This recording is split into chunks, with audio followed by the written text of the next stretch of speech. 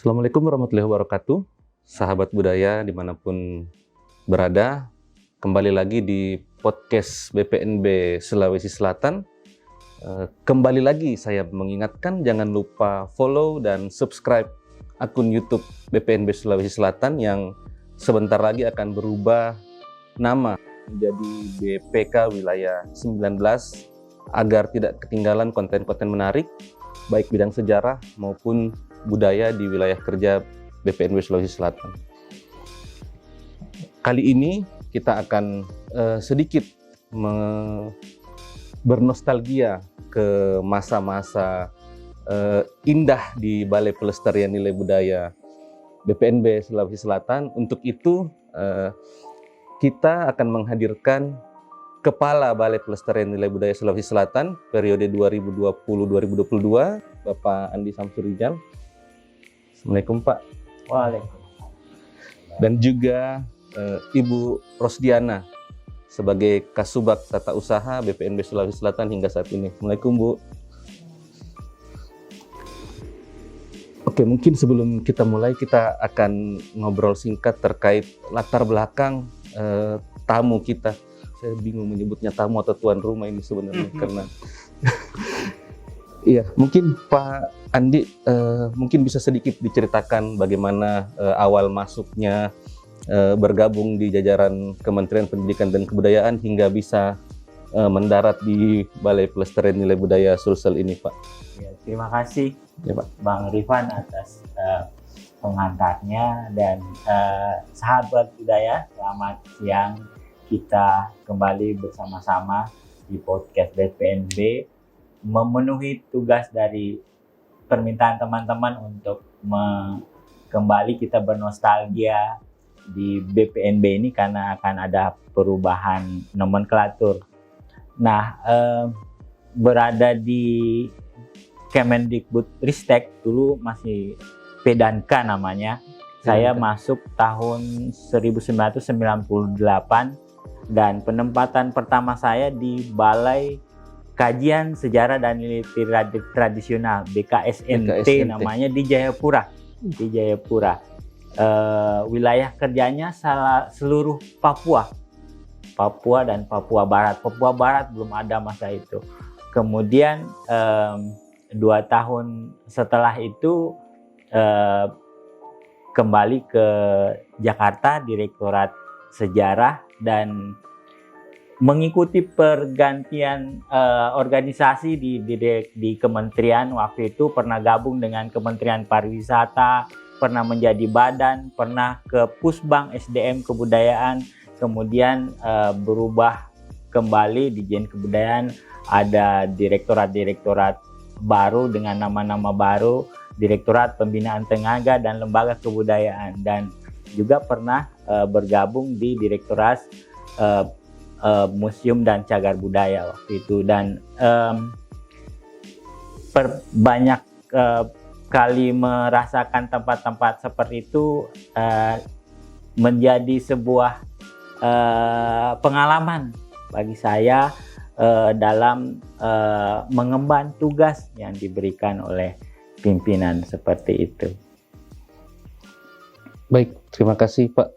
Nah, untuk Ibu Nana, mungkin juga bisa diceritakan bagaimana awal mulai bergabung lalu kemudian bisa bergabung bersama BPNB Sulsel. Awalnya sih mesti manggil apa nih? Abang, Mas, atau Daeng Rifan? Adik juga boleh. Ah ya, oke. Pertama menjadi bergabung di Kemendikbud itu waktu itu masih zaman pariwisata, kebudayaan dan pariwisata di tahun 2011. Alhamdulillah dari pertama sekali memang langsung berada di kementerian. Tetapi waktu itu diposisikan memang sudah di kebudayaan. Tepatnya itu di Senayan, di Gedung E, di situ di lantai 4 bergabung dengan teman-teman Setijen. Di Setijen itu berada di sana selama kurang lebih 4 tahun, lalu minta kembali pulang kampung ke Makassar. Awalnya malah tidak terbersit di pikiran itu untuk nyantol di BPNB. Malah saya mengajukan untuk pindah itu di BPCB, Balai Pelestarian Cagar Budaya Sulawesi Selatan, tepatnya di Benteng Rotterdam. Tetapi ternyata memang nasib dan rezekinya berada di BPNB. Akhirnya di 2014, kalau tidak salah April di 2014 itu berada di BPNB. Mungkin Pak Rijal lebih yang memang lebih senior, lebih itu, jadi pengalaman pindah-pindahnya lebih banyak dibanding saya. Kalau saya cuman 1 kali pindah dan hampir 2 kali pindah dengan besok. Di 2014 itu bergabung di BPNB, menempati posisi jabatan kepegawaian. Terus di kepegawaian dipercayakan menjadi bendahara. Setelah itu akhirnya dipercayakan menjadi Kasubag Tata Usaha untuk Balai Pelestarian Nilai Budaya, mendampingi almarhum Bapak Faisal waktu itu. Terus di tahun 2020 dipercaya lagi untuk menduduki jabatan yang sama, itu mendampingi Pak Andi Samsur Rijal. Yang uniknya adalah Pak Andi dan Bu Nana adalah orang asli Sulawesi Selatan yang memulai karir justru bukan di Sulawesi Selatan, lalu kemudian pulang kampung di BPNB.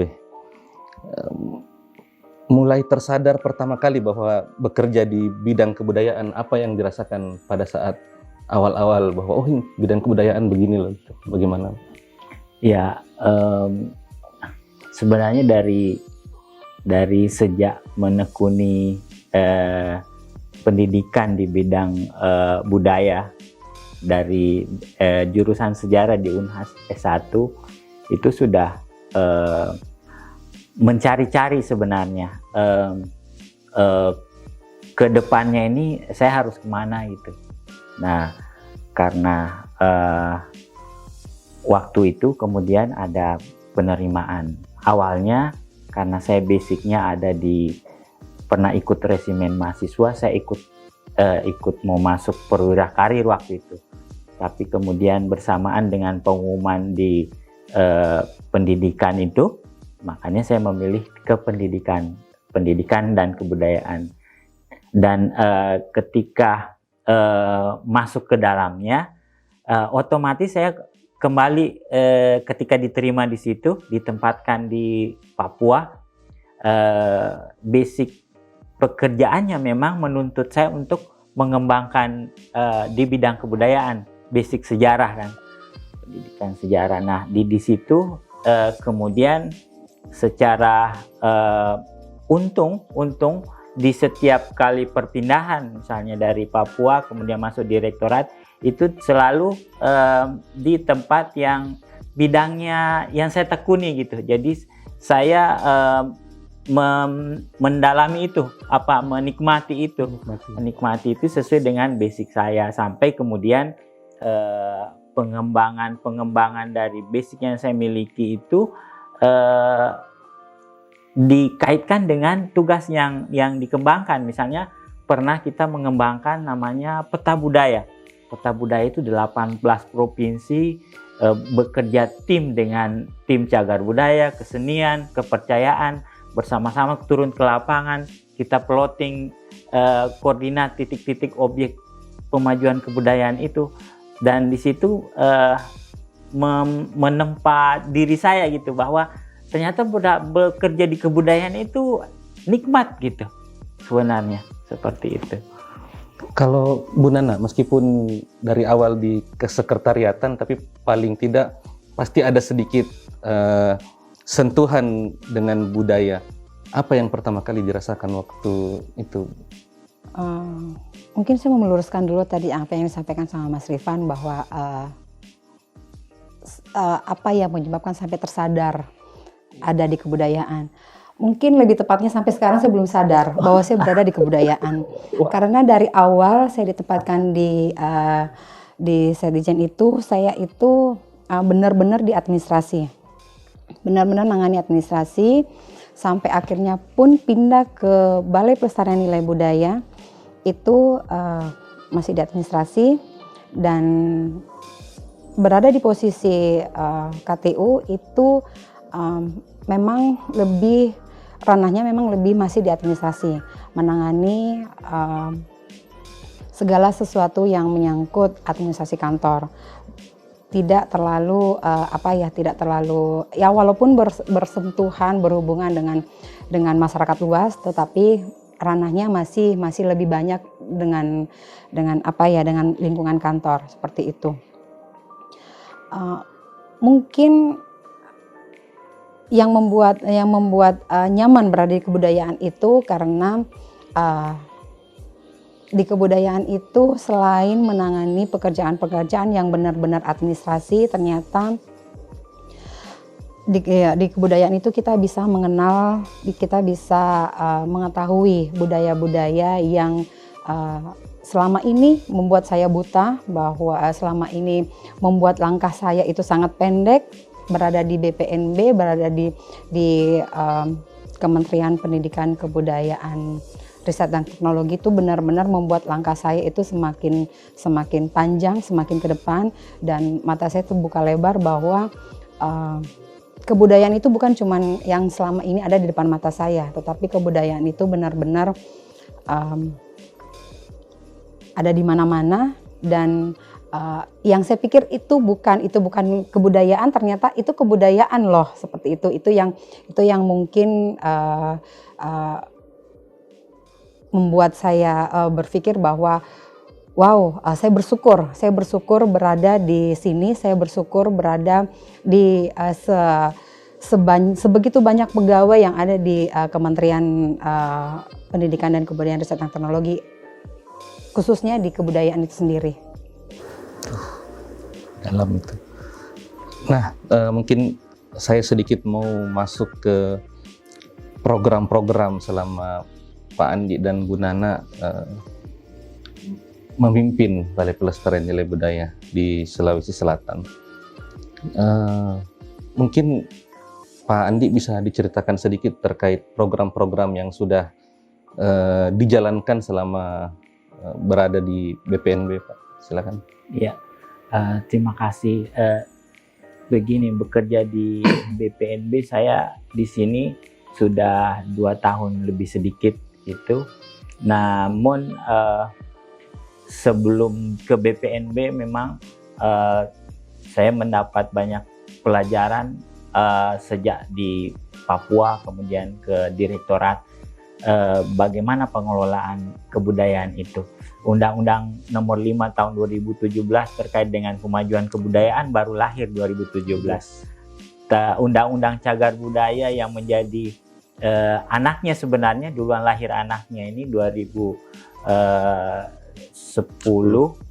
nomor 11 2010 tentang cagar budaya.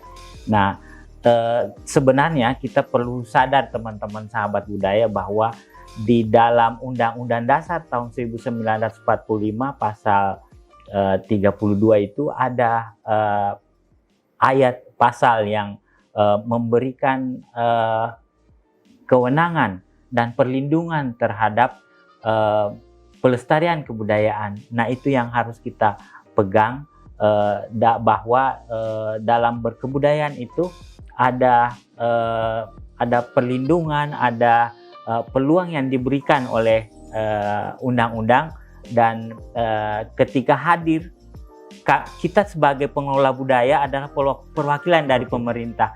Nah, dari tusi itulah kemudian kita diberikan tugas untuk mengembangkan itu. Nah, pengelolaannya seperti apa? Itulah kemudian yang ketika bergabung ke BPNB Sulawesi Selatan ini dengan wilayah kerja Sulawesi Selatan, Sulawesi Barat, Sulawesi Tenggara, langsung kita tertantang bahwa banyak mungkin sebelumnya memang sudah dikerjakan sama teman-teman di sini. Kita di waktu pelantikan serah terima jabatan oleh Pak Dirjen waktu itu, Pak Hilmar Harit, Pak Harit itu sudah memberikan amanah, kebetulan saya mewakili teman-teman di Jakarta waktu itu, dan kata beliau, maksimalkan fungsi pekerjaan di BPNB dengan memberikan penguatan bahwa jaringan itu penting, bahwa kita ada perwakilan pemerintah di daerah, perlu memberikan penguatan terhadap program-program kerja yang dilakukan. Kalau yang selamanya ini sudah ada, terus kita perlu kembangkan dalam model apa lagi gitu supaya lebih wah. Misalnya contohnya ada lawatan sejarah daerah, ada jejak tradisi, ada festival film pendek, Gauk Maraja, publikasi berbagai media misalnya. Itu kemudian sedikit demi sedikit kemasan dan programnya kita coba kolaborasi sebenarnya. Contohnya festival film pendek. Jadi beberapa tahun sebelumnya sudah dilaksanakan festival film pendek, namun pada saat kami bergabung itu kita ubah pola, karena waktu masih di Direktorat Pembinaan Tenaga dan Lembaga Kebudayaan, kami sering mengurusi terkait pengembangan SDM itu.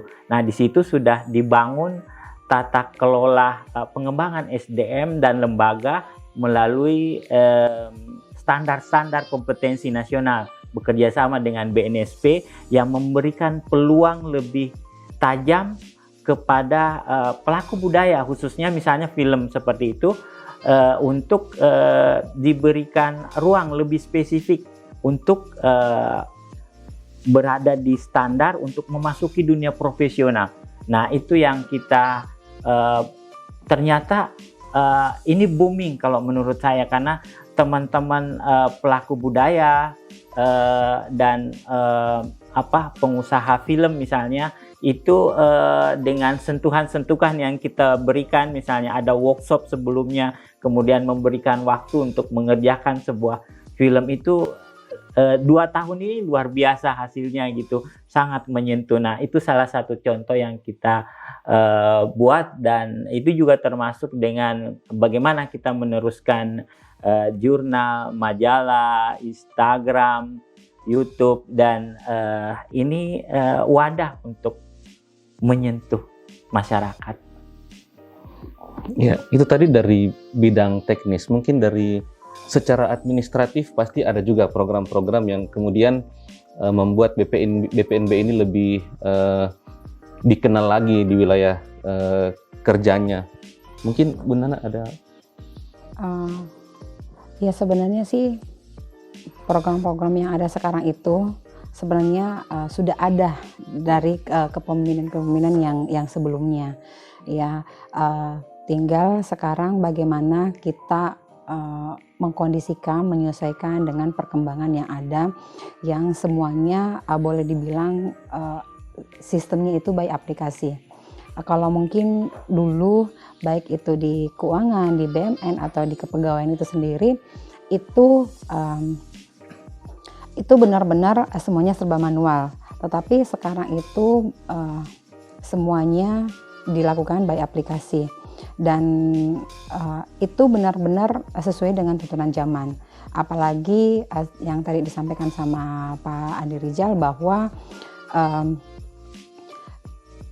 kita membuat semuanya itu supaya semuanya bisa lebih mudah untuk diakses, semuanya bisa lebih mudah untuk masyarakat bisa tahu bahwa apa sih yang ada di BPNB. Oh, ternyata BPNB itu seperti ini, menyentuh masyarakat itu seperti ini, seperti itu. Jadi baik itu yang teknis, kegiatan-kegiatan teknis maupun kegiatan-kegiatan yang di administratif sendiri itu pun benar-benar berkembang sesuai zamannya. Contoh kecil seperti perpustakaan. Perpustakaan itu mungkin kalau 2-3 tahun yang lalu itu pengunjung perpustakaan itu harus betul-betul datang ke perpustakaan untuk mencari buku yang dicari, untuk mencari data yang dicari atau apapun itu. Tetapi sekarang itu masyarakat ataupun siapapun yang membutuhkan terkait pelayanan perpustakaan itu sudah bisa diakses melalui aplikasi. Nah, jadi kita memberikan kemudahan juga kepada masyarakat bagaimana mereka bisa tersentuh langsung dengan fasilitas, dengan layanan dari Balai Pelestarian Nilai Budaya itu sendiri. Ya, menarik sekali melihat program yang sangat baik, lalu kemudian dikelola dengan pengelolaan juga yang lebih step up lagi ke depannya, lalu kemudian dengan tambahan aplikasi dan beberapa penambahan-penambahan yang penting. Sepertinya Balai Pelestarian Nilai Budaya BPNB itu sudah cukup dikenal oleh masyarakat. Tetapi mengapa kemudian BPNB masih sering kali disebut BNPB? Nah itu mungkin ini ya agak sering ini. Mungkin ada pengalaman Pak Andi dan Bu Nana terkait kesalahan penyebutan tersebut.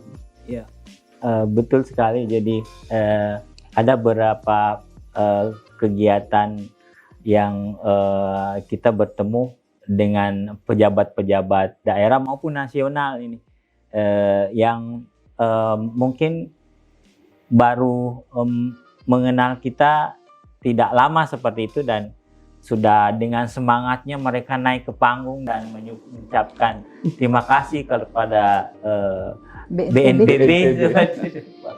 Penonton semua ketawa, baru nanti turun baru kita bisik-bisik, Pak salah tadi itu BPNB namanya. Tapi itu sebuah hal yang menarik yang membuat orang malah jadi ingat ya Pak. Sadar ya, dan selalu ingat. mengingat bahwa oh ternyata anonimnya itu BNPB atau BPNB gitu.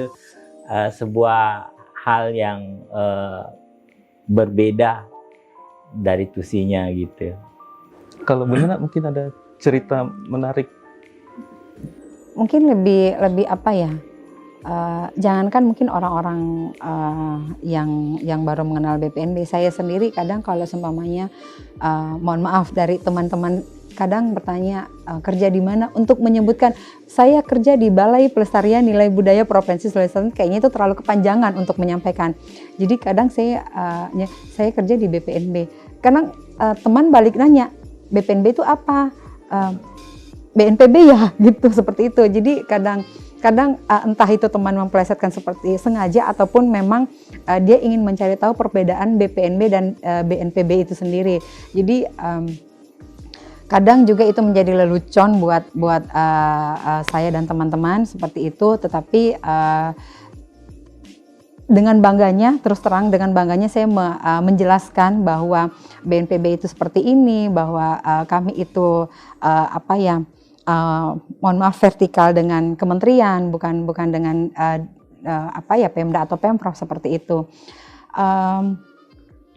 Lucu, tapi itu suatu kebanggaan bahwa akhirnya saya harus menjelaskan kepada teman-teman BPNB itu seperti apa. Justru dengan insiden seperti itu kemudian BPNB jadi lebih dikenal. Bisa lebih dikenal. Saya pikir tadi sempat ada yang telepon Pak ada bencana di sini. Alhamdulillah sampai sekarang belum. Kemudian mulai dari Kementerian Dikbud, lalu kemudian Balai BPSNT, Balai Pelestarian Seni dan Nilai Tradisional, Sejarah dan Nilai Tradisional, lalu BKSNT, Balai Kajian Sejarah dan Nilai Tradisional, lalu kemudian berubah lagi menjadi Balai Pelestarian Nilai Budaya, dan saat ini telah terbit Permendikbud nomor 33 tentang organisasi dan tata kelola Balai Pelestarian Kebudayaan, penggabungan antara BPNB dan BPCB, tangible dan intangible. Lalu kemudian Pak Andi dan Bu Nana kembali dipercayakan untuk mengawal pemajuan kebudayaan di wilayah lain, kemudian di Sulawesi Tengah dan Sulawesi Barat, sehingga harus meninggalkan BPNB Sulawesi Selatan. Bagaimana perasaan kemudian harus seperti itu? Iya, terkait dengan perubahan reorganisasi itu ternyata saya koreksi sedikit tadi, sebenarnya itu mulainya dari BKSNT, kemudian jadi BPSNT, kemudian jadi BPNB, seperti itu sampai sekarang. Nah, penggabungan ini, intangible dan tangible ini merupakan, saya infokan basicnya sebenarnya ini adalah sebuah amanah yang ditelurkan di dalam Kongres Kebudayaan tahun 2018, di mana di situ ada himbauan untuk mengubah tata kelola organisasi yang lebih baik, dan hasil kajian itu kemudian dilaksanakan sekarang, muncul Permendikbud nomor 33 tentang organisasi tata kelola yang baru itu menggabungkan fungsi pengelolaan tangible dan intangible menjadi satu, dari BPNB, BPCB menjadi Balai Pelestarian Kebudayaan per wilayah-wilayah, seperti itu. Nah, terkait dengan tugas tersebut sebenarnya ya kami istilahnya prajurit ya. Apa yang disampaikan pimpinan itu adalah sebuah amanah besar sebenarnya. Kalau berbicara perasaan, sedih sebenarnya. Namun sebelum ini sebenarnya pernah kami dipanggil khusus untuk yang baru, ada 7 unit baru BPK baru yang dibuat, yaitu rencana pimpinannya semua dipanggil menghadap Pak Dirjen di Jakarta dengan Pak Ses, disampaikan bahwa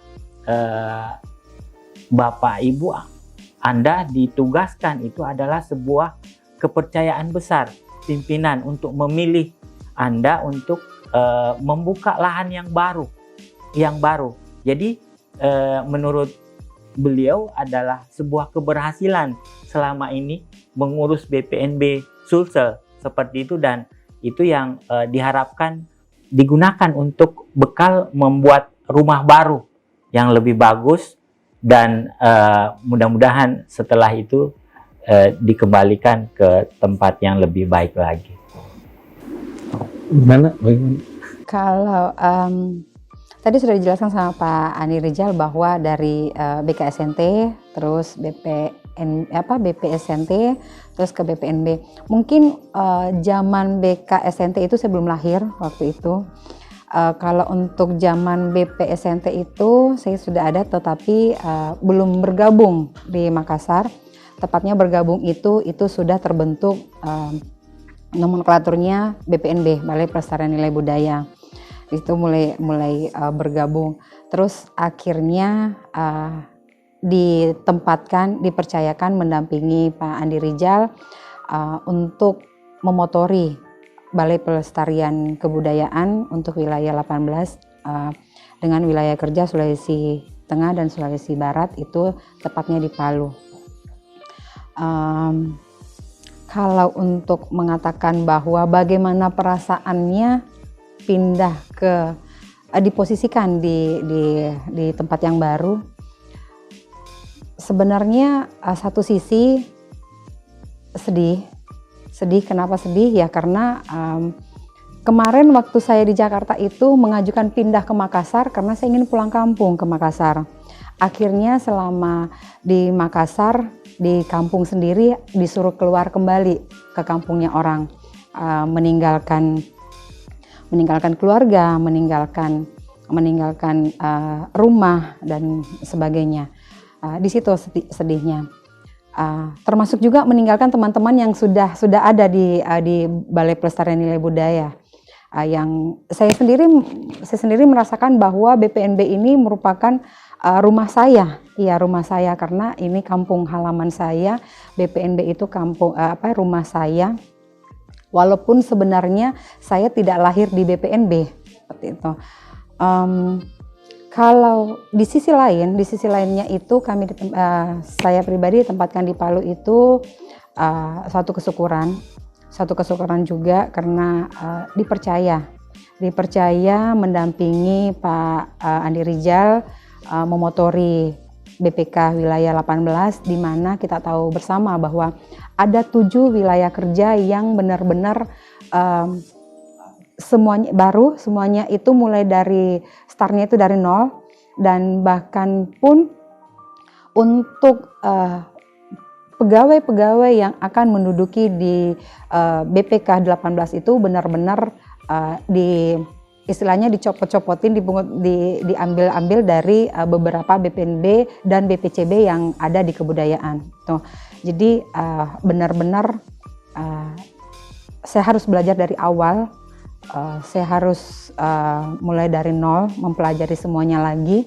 Berbeda dengan waktu saya di BPNB, dipercaya menjadi KTU di BPNB, itu semuanya sudah, istilahnya semuanya sudah jadi, semuanya sudah ada, semuanya sudah settle, tinggal saya meneruskan apa yang selama ini dilakukan oleh penerus-penerus saya sebelum saya, seperti itu. Kalau di BPK ini benar-benar saya akan mendampingi Pak Dirijal, itu memulai dari nol dan bagaimana membuktikan kepada masyarakat, kepada khususnya untuk wilayah kerja BPK 18 itu Sulawesi Tengah dan Sulawesi Barat, bahwa BPK ini ada loh untuk sama-sama kita membangun, memajukan kebudayaan, seperti itu. Diberikan kepercayaan untuk kemudian menduduki jabatan di tempat yang baru, setelah berhasil untuk pulang kampung lalu kemudian kembali lagi harus berkarya di kampung orang. Bagaimana dengan keluarga? Apakah kemudian ada tarik-menarik atau langsung berterima saja begitu?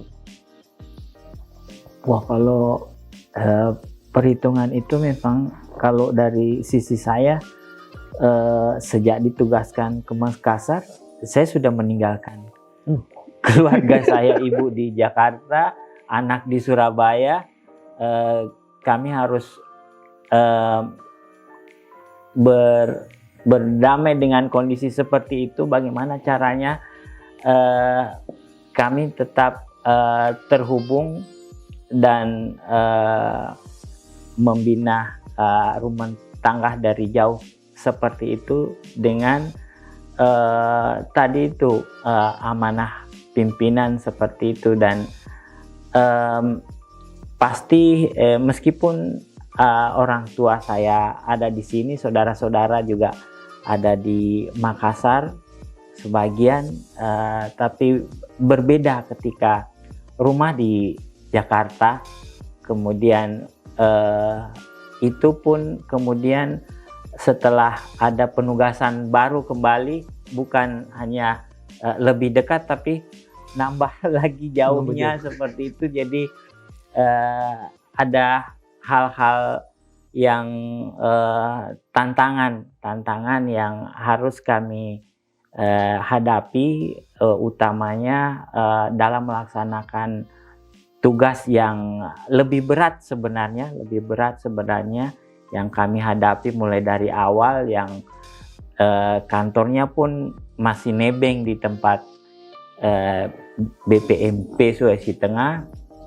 Tentunya ini beban yang berat dan alhamdulillah dukungan dari keluarga terhadap tugas ini, karena dari awal ditugaskan sebagai pegawai negeri harus seperti itu. Kembali ke pasal 1 ya Pak? Iya betul. Semoga kita hanya bisa berharap bahwa apa yang kita kerjakan itu di balik kesulitan pasti ada kemudahan. Kita hanya berharap sama Allah diberikan yang terbaik untuk kita, untuk keluarga, dan untuk pekerjaan kita. Bu Nana, mungkin ada yang mau ditambah? Bisa nggak di skip pertanyaannya, Mas Rifan? Siap. Kalau dibilang sedih, jujur sedih. Apalagi saya pribadi, saya itu belum pernah ke Palu, belum pernah. Mungkin kalau untuk Sulawesi Barat itu baru cuman sampai Mamuju, itu pun baru sekali. Dan kejadiannya itu kalau tidak salah 2 bulan kemarin. Untuk Sulawesi Tengah sendiri itu saya belum pernah ke sana, belum benar-benar belum mengetahui kondisinya, dan keluarga juga tidak ada di sana. Jadi kalau berbicara sedih, jangan sampai saya menangis nih.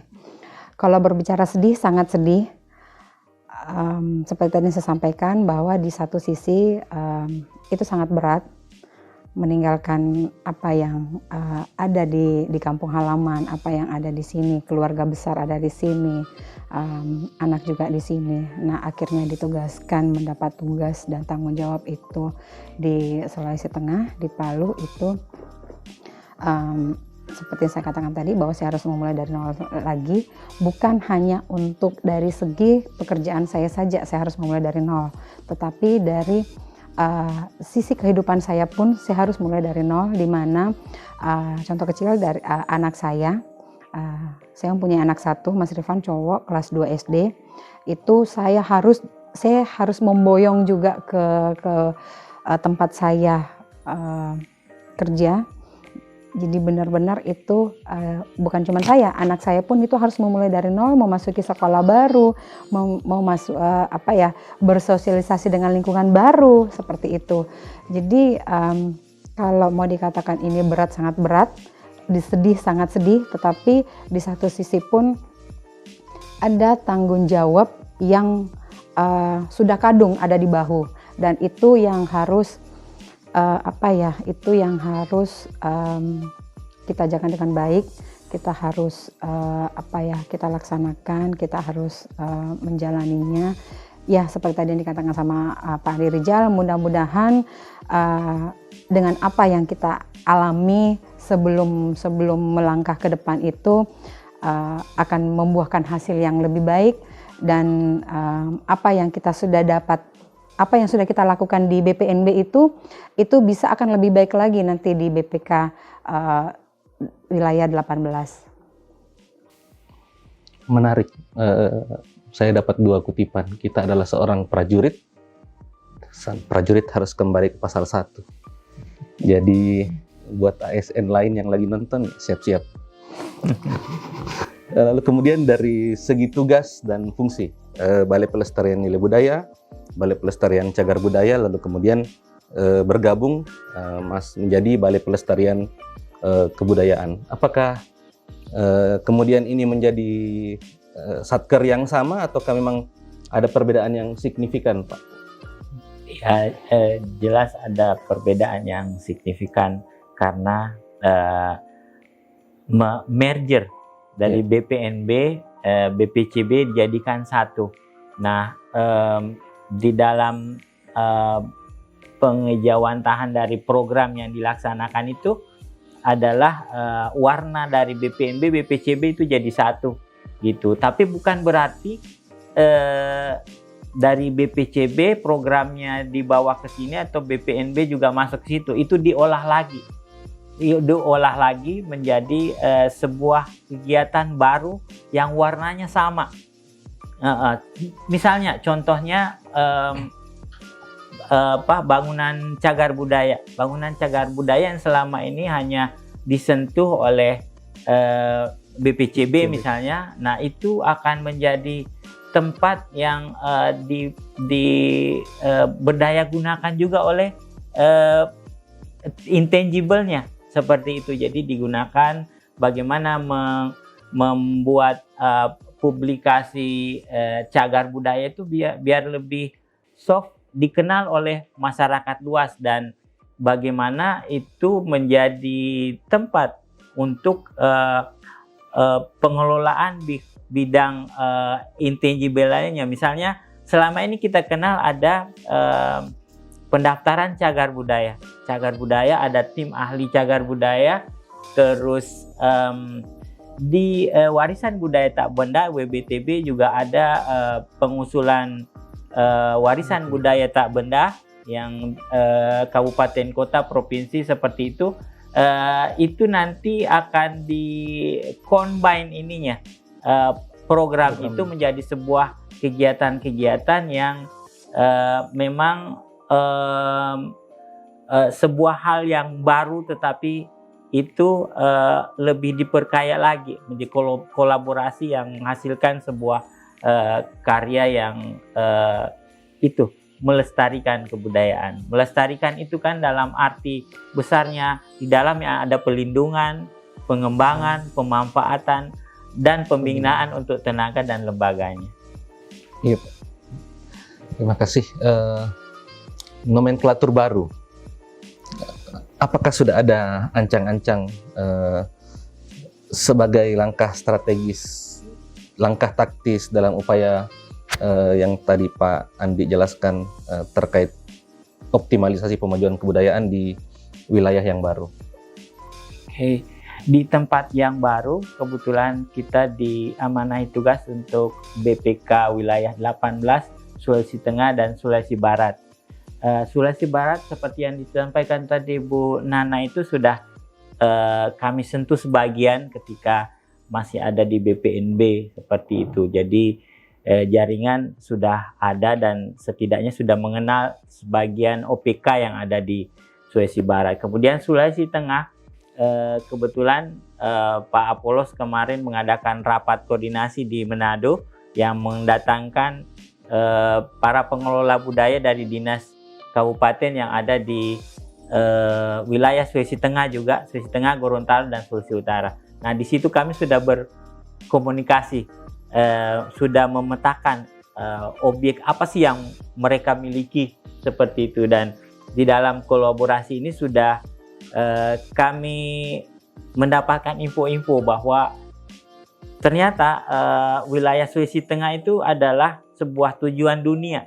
Di situ ada cagar alam, Lorelindo. Kalau pernah dengar itu, cuma ada satu di dunia yang punya situs-situs budaya seperti itu yang perlu penanganan yang lebih besar.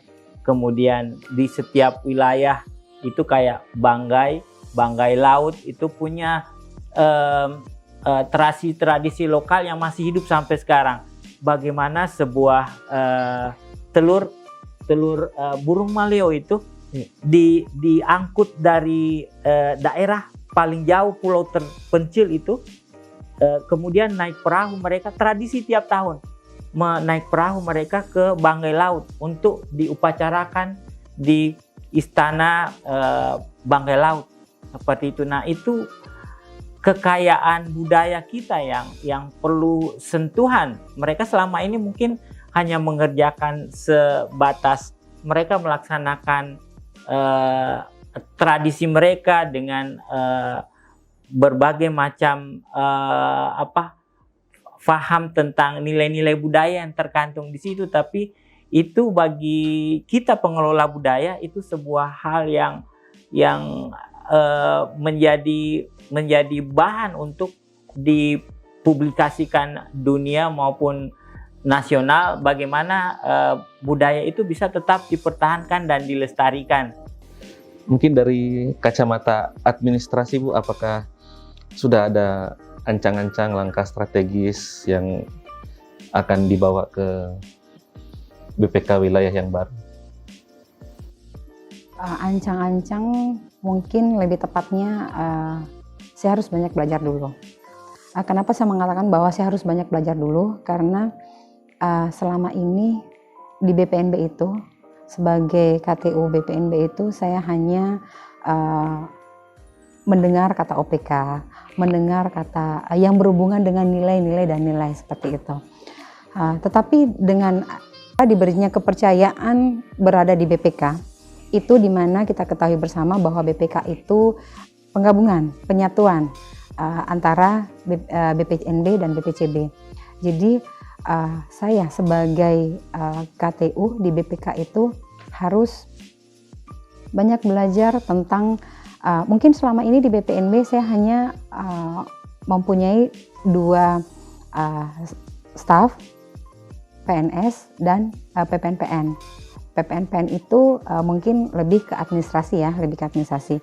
Nah, di BPK itu karena penggabungan dari BPCB itu ternyata ada jupel-jupel, di mana kita ketahui bersama bahwa jupel-jupel ini bahwa mereka menjaga, memelihara situs-situs yang ada di beberapa wilayah kerja seperti itu. Jadi mungkin saya harus mengetahui siapa-siapa istilahnya siapa-siapa teman-teman kita yang mempunyai posisi jupel ini yang ada di beberapa situs ya di wilayah kerja untuk BPK 18. Terus mungkin lebih banyak belajar tentang ini Mas Rifan, apa tentang situs-situs makam-makam, tentang apa seperti itu yang mungkin selama saya di BPNB itu saya tidak pernah belajar tentang situs-situs, tentang istilahnya berhubungan langsung pun dengan makam-makam, dengan apa seperti itu. Jadi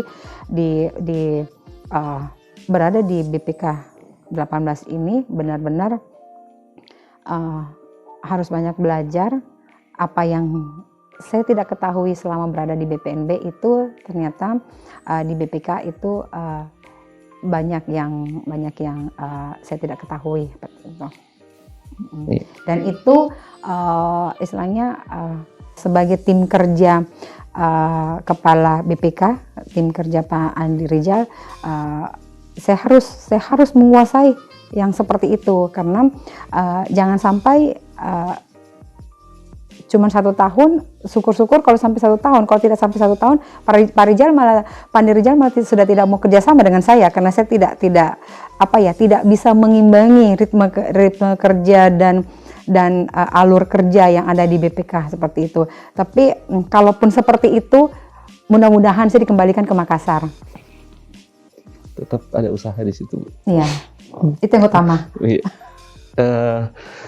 Terkait administrasi, kemudian masalah pindah ke tempat baru, lalu kemudian harus mencari rumah baru yang kemudian dititip di Balai BPMP, Balai Pengembangan Mutu Pendidikan. Apa sudah sempat mencari tahu, sowan ke sana bagaimana, lalu kemudian mungkin saya mewakili sedikit teman-teman, apakah sudah ada nama-nama yang dikantongi untuk dibawa ke sana mungkin? Kayaknya Mas Rifan deh yang pertama. Mungkin ya, mungkin karena kita menangani administrasinya, Pak Rifan kemudian juga akan meluncur ke tempat yang lain setelah ini. Dan yang kita kalau dari sisi nama-nama itu masih di dalam penggodokan tim Biro Kepegawaian Pusat Peta Jabatan itu masih ada di sana. Sudah ada tapi belum dikasih lihatkan sama kita. Dan kalau hubungan dengan BPNP Sulawesi Tengah, kebetulan yang memimpin di sana mantan teman-teman di kepala BPNP di Sulawesi Barat, Pak Sinar Alam yang sudah punya hubungan baik dengan kami seperti keluarga juga, jadi tidak terlalu masalah terkait dengan yang terpenting adalah nanti kita harus siap untuk menerima kondisi yang disiapkan di sana seadanya seperti itu. Namanya kita juga nebeng, jadi harus punya perhitungan yang jelas dan tepat nanti kita mau seperti apa nanti di sana. Dan yang terpenting adalah juga kolaborasi dengan tim-tim dari mitra kerja kita di Pemda maupun di komunitas-komunitas yang ada. Itu sudah kami mulai sejak dipercayai BPK wilayah 18 itu sudah membuat media informasi, ada Instagram, ada email, ada YouTube. Bekerja sama dengan teman-teman kita sudah punya wadahnya, dan selama ini sudah tiap kali ada kegiatan-kegiatan terus kami informasikan, walaupun pengelolaan yang sangat standar seperti itu informasinya. dan teman-teman di sana menunggu kami sebenarnya untuk hadir dan bekerja bersama-sama demi kebudayaan.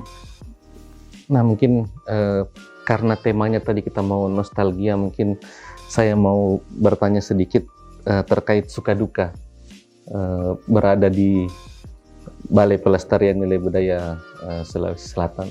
Terkait dengan suka duka dalam bekerja di BPNB, tadi sebagian sebenarnya sudah saya sampaikan bahwa dukanya itu karena saya harus berjauhan dengan keluarga walaupun istri juga kerjanya di kebudayaan seperti itu. Terus terkait dengan sukanya juga karena kita menikmati apa yang kita kerjakan itu. Contoh kecilnya adalah kami ikut naik mengunjungi sebuah desa pemajuan kebudayaan di Tandealo. Mas Rifan belum Pak. Nanti kita ke sana, Bu Nana sudah. Alhamdulillah sudah merasakan Pak. Bagaimana kita susahnya untuk mencapai lokasi, harus naik hardtop, naik ke atas, kala off-road, dan ketika di atas itu kita mendapatkan dan menikmati bagaimana masyarakat masih melestarikan kebudayaan, tradisi rumah adat, makanan tradisional, sopan santun mereka, adat tuonya itu luar biasa sekali, masih tetap bertahan. Kalau di luar itu masih ada stunting yang kemudian pemerintah bilang ada krisis pangan. Di tempat terpencil itu tidak ada yang kelaparan. Semuanya masih asli, masih memelihara makanan-makanan tradisional yang bisa untuk jangka panjang seperti itu. Meskipun mereka nggak punya sawah, tapi lahan untuk menanam padi itu padi merah yang kita sangat mahal untuk mendapatkannya. Tapi bagi mereka itu yang paling mudah untuk dan dikonsumsi setiap hari, makanya sehat seperti itu. Tapi itu maksudnya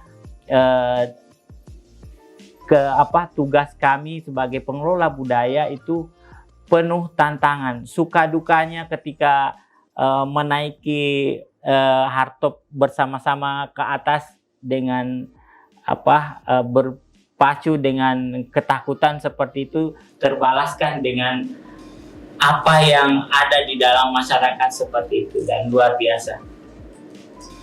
Ya, mungkin Bu Nana ada pasti ada suka duka selama berada di BPNB Sulsel.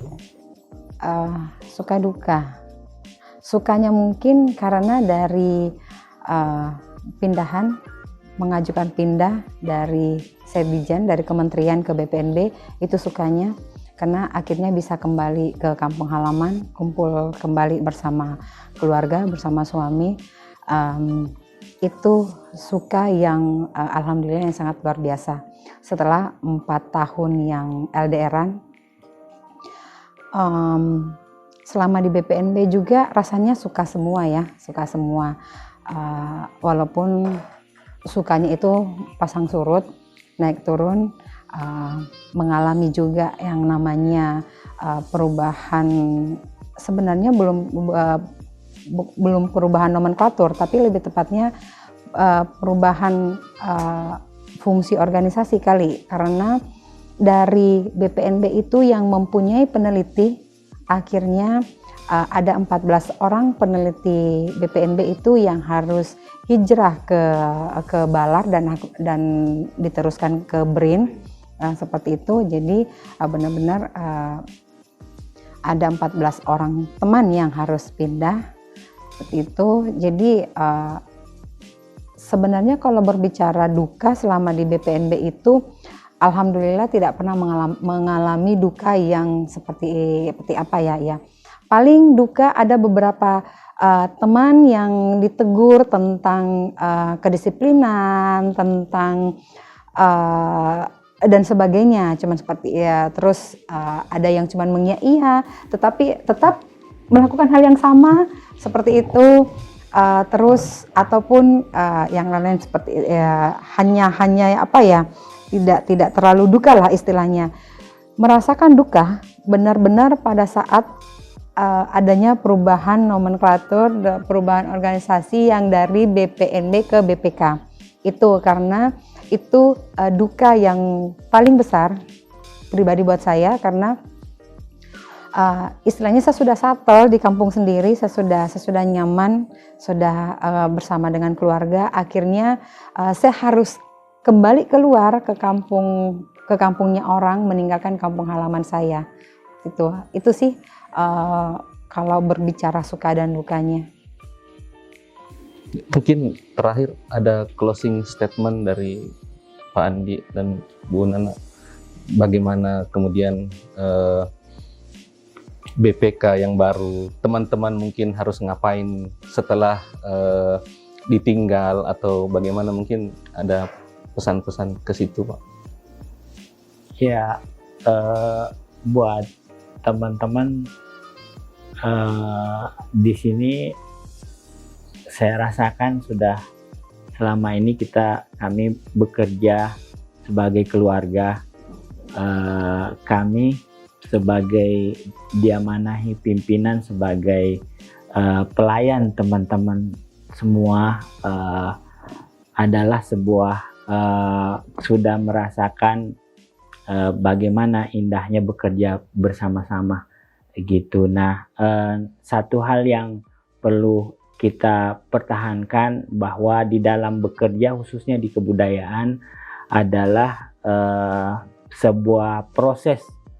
Kita dihadapkan dengan berbagai pilihan-pilihan, namun yang terpenting adalah yang perlu kita jaga adalah attitude. Itu yang menjadi landasan kita bekerja, tidak mencederai daripada unsur kearifan lokal yang ada di masyarakat, membina bagaimana caranya kebudayaan bisa lestari seperti itu. Iya, ada kerja keras di sana, lalu kemudian untuk meraih kesuksesan yang luar biasa dari Bapak Andi Samsurizal dan kemudian Ibu Rosdiana. Saya sebagai staf juga mengucapkan terima kasih yang sebesar-besarnya atas kesediaan Bapak Ibu memimpin, dan saya juga mewakili diri sendiri dan teman-teman mengucapkan mohon maaf jika di belakang kemudian ada kesalahan dan mungkin lebih sering susah diaturnya daripada gampangnya. Ya, insya Allah kepemimpinan Bapak Ibu kemudian memberi pondasi untuk BPK Sulawesi Selatan dan Tenggara untuk bisa meraih kesuksesan dan keberhasilan yang lebih daripada yang saat ini. Sahabat budaya, demikian tadi penjelasan. Saya mau ngomong singkat, tapi sepertinya tidak singkat-singkat amat juga, Pak Bu, ya. Dari Kepala BPNB Sulawesi Selatan periode 2020-2022 dan juga Kepala Subbagian Tata Usaha Bu Haja Rosdiana terkait dengan kepemimpinan beliau selama di BPNB Sulawesi Selatan. Tentunya kita semua berharap agar dengan terbentuknya organisasi baru ini bisa menjadi ujung tombak terlaksananya amanat dari Undang-Undang Pemajuan Kebudayaan dengan baik. Terima kasih sahabat budaya yang telah menyaksikan acara. Jangan lupa follow dan subscribe akun media sosial BPNB Sulawesi Selatan yang akan berubah menjadi BPK Wilayah 19, dan juga akun Instagram dan media sosial lainnya dari BPK Wilayah 18 yang telah dibuat dan akan menunjukkan tajinya sebentar lagi. Mungkin itu saja, terima kasih. Assalamualaikum warahmatullahi wabarakatuh. Waalaikumsalam warahmatullahi wabarakatuh.